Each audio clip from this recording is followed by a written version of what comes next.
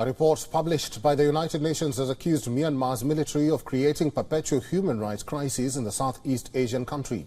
The United Nations has called for an immediate end to violence. According to the United Nations Human Rights Chief, 2 years from the February 1st, 2021 coup that toppled Aung San Suu Kyi's civilian government, the situation is a festering catastrophe. Myanmar's military regime has plunged the country into chaos and violence. As per the United Nations, the military rulers now see civilians as their adversaries and are making war on the country's own people, undermining their basic ability to live. A resistance movement is fighting the military on multiple fronts after a bloody crackdown on opponents saw Western countries reimpose sanctions.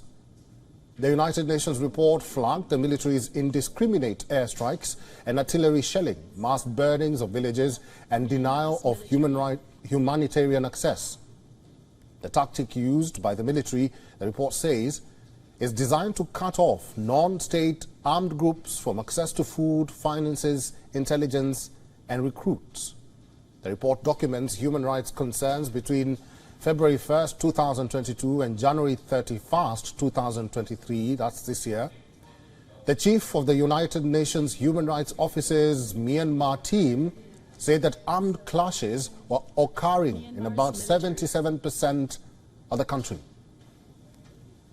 Over the course of the last year and a half, you've had over 300 armed groups pop up all over the country.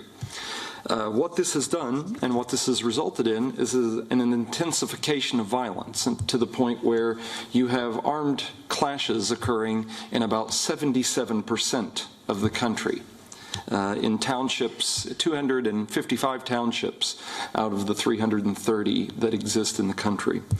There's never been a time in a situation in which a crisis in Myanmar has reached this far, this wide throughout the country. The United Nations also reported nearly 3,000 deaths and over 17,000 arrests since the coup. Almost 30% died in detention.